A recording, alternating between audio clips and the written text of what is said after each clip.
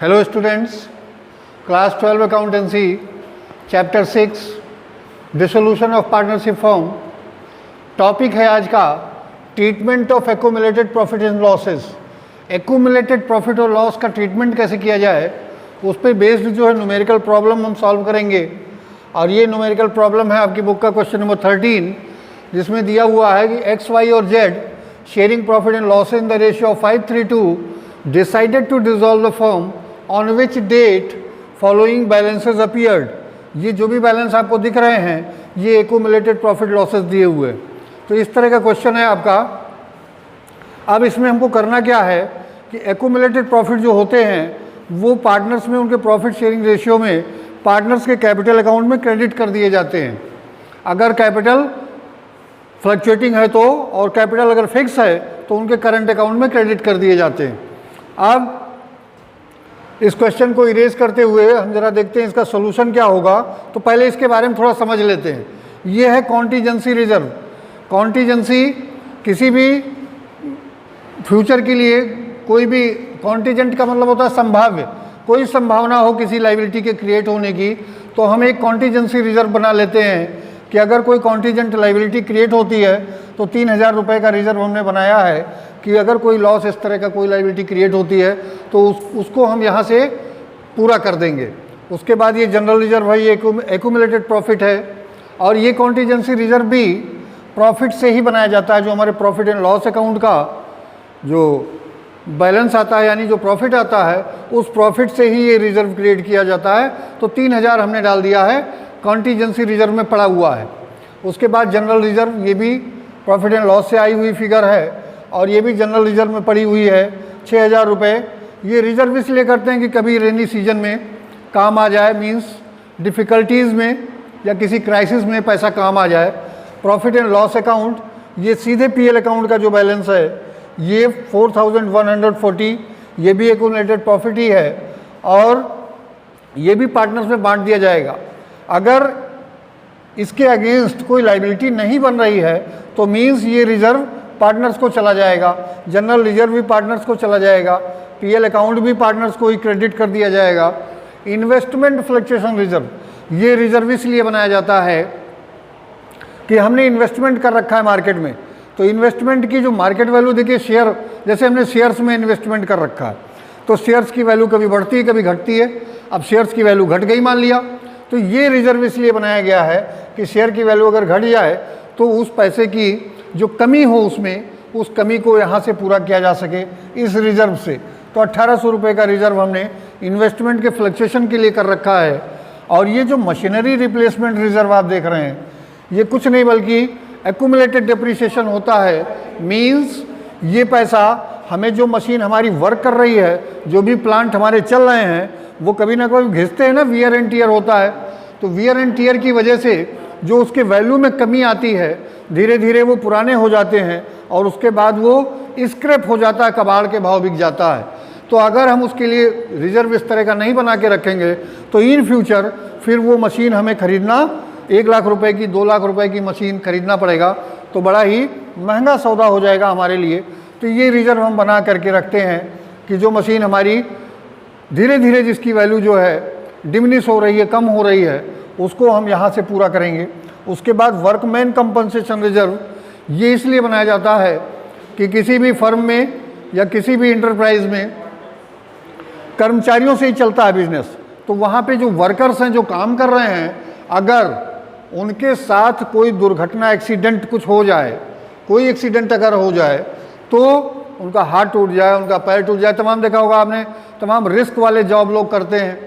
तो रिस्क वाले जॉब में मान लिया कि उसको कोई नुकसान हो गया, उसको कोई भी फिजिकल लॉस हो गया, तो फिर उसके लिए रिजर्व हमें बना के रखना होता है।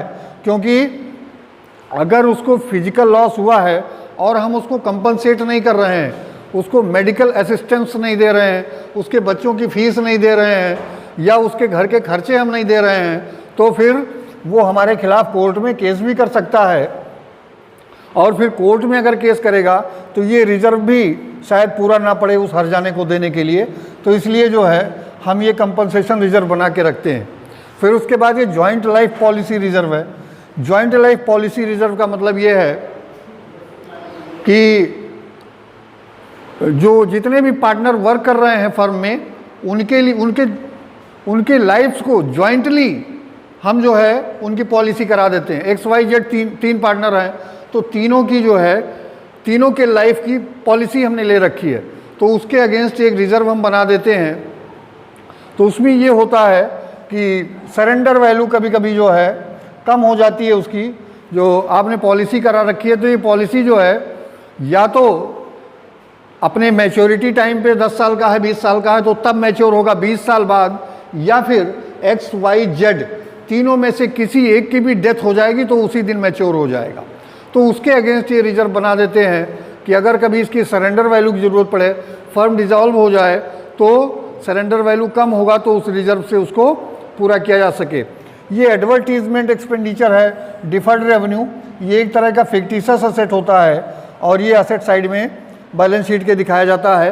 तो इसको हम लॉस की तरह ट्रीट करते हैं, यानी ये हमारा नुकसान है और इसको पार्टनर्स को डेबिट कर देते हैं, यानी कि partners capital account debit XYZ तीनों का, X capital account, Y capital account, Z capital account debit to advertisement expenditure account. और ये है एम्प्लॉयज़ प्रोविडेंट फंड, ये पैसा कर्मचारियों का है, जो वर्कर्स हमारे यहाँ काम कर रहे हैं। ये कोई एक्यूमुलेटेड प्रॉफिट नहीं है, ये लाइबिलिटी है, जो कर्मचारी काम कर रहे हैं उनका पैसा है और ये आज नहीं तो कल उनको देना पड़ेगा, तो इस पैसे को तो हम टच भी नहीं कर सकते। तो अब देखते हैं इसको कैसे हम सॉल्व करते हैं। तो इरेज करते हैं क्वेश्चन को।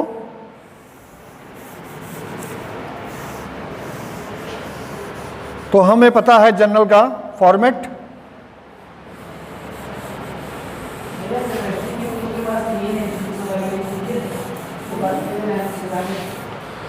तो ये contingency reserve, general reserve, PL account, investment fluctuation, machinery replacement,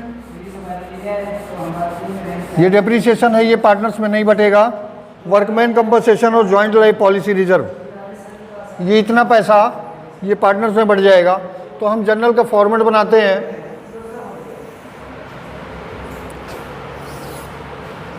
date, particulars,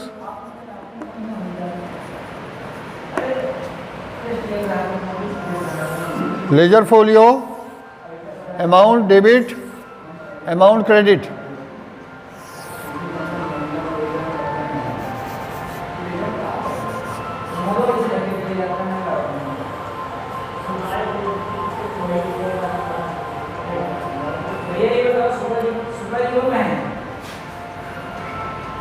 ये बताओ कि केमिस्ट्री के 11-12 के किताब वही समझ पाए ना तो नहीं लगा, तो देखिए आया है कि नहीं। तो हम अपने जनरल में, ये जनरल क्वेश्चन में आंसर नंबर 13 सोल्यूशन है। ये क्वेश्चन नंबर 13 का सोल्यूशन,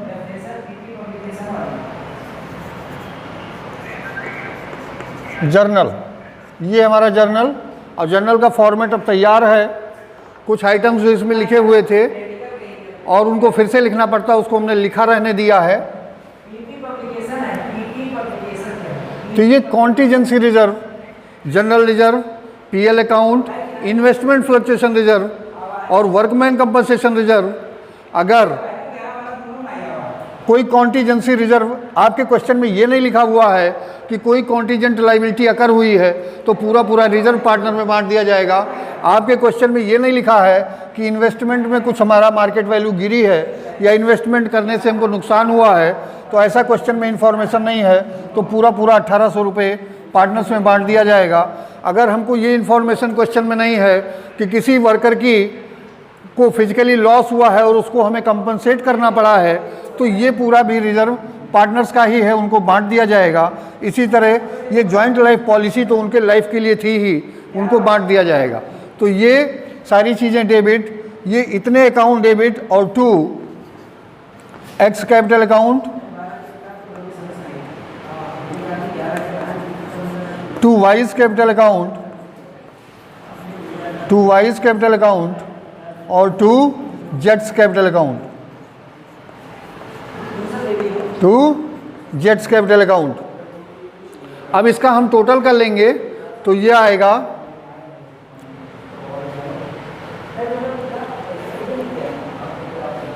इसका टोटल जो है इधर लिखते हैं 80 6 4 10 18 19 9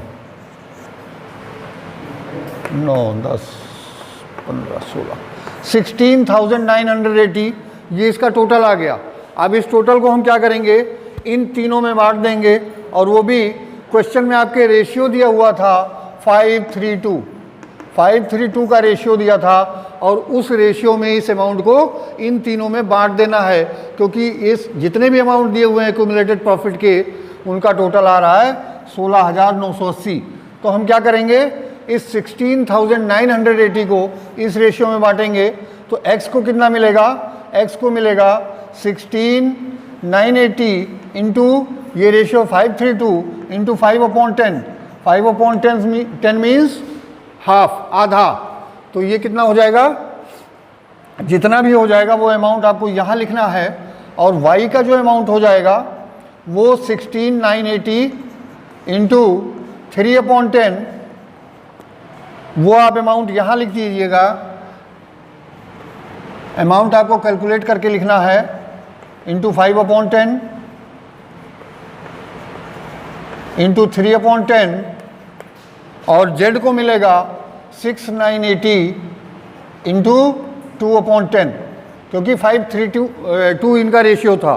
तो ये जो फिगर कैलकुलेट होके निकल के आएगी वो फिगर आपको यहाँ क्रेडिट साइड में डाल देना है। उसके बाद इसका नरेशन लिखना है, being accumulated profits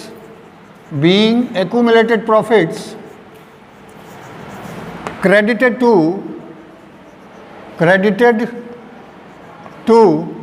partners capital account,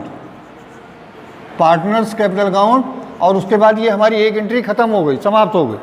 उसके बाद दूसरी एंट्री करते हैं। आपके क्वेश्चन में केवल एक लॉस की फिगर दी हुई थी जिसको पार्टनर्स को बियर करना है। बियर करने का मतलब उनका अकाउंट, कैपिटल अकाउंट उनका डेबिट होगा।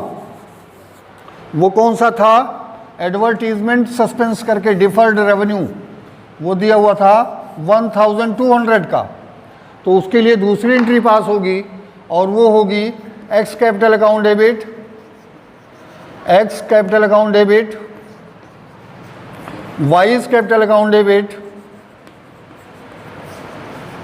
Jades capital account debit to advertisement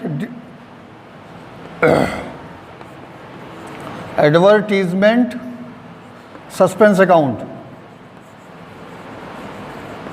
और ये फिगर 1,200 की दी हुई थी, और ये 1,200 को हम इन तीनों पार्टनर में 532 में, तो 532 में कैसे x का जो हो जाएगा वो देखिए, इंटू 5/10 मीन्स 600, ये 600 से डेबिट हो जाएंगे।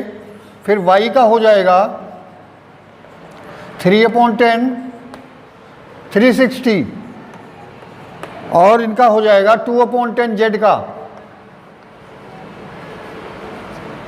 2/10 240।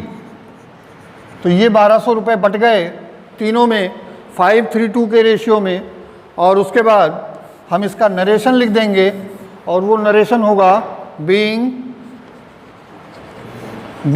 accumulated losses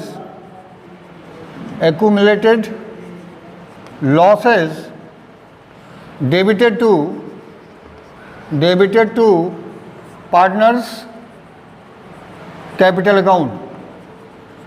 तो ये इसका सलूशन कोई बहुत बड़ा नहीं था, जितना बड़ा क्वेश्चन था उतना ही बड़ा सलूशन था, लेकिन ये इसलिए बहुत ज़्यादा इंपॉर्टेंट है। आगे आप जितने भी न्यूमेरिकल लगाओगे, बड़े बड़े न्यूमेरिकल, जिसमें रियलाइजेशन अकाउंट भी होगा, पार्टनर्स कैपिटल अकाउंट भी होगा, पार्टनर्स लोन अकाउंट भी होगा, कैश एंड बैंक अकाउंट भी होगा, तो उसमें एक लाइन ये लिख देता है। तो आपको एक्यूमुलेटेड प्रॉफिट्स का क्या करना है, ट्रीटमेंट, ये जानना आपके लिए ज़रूरी है।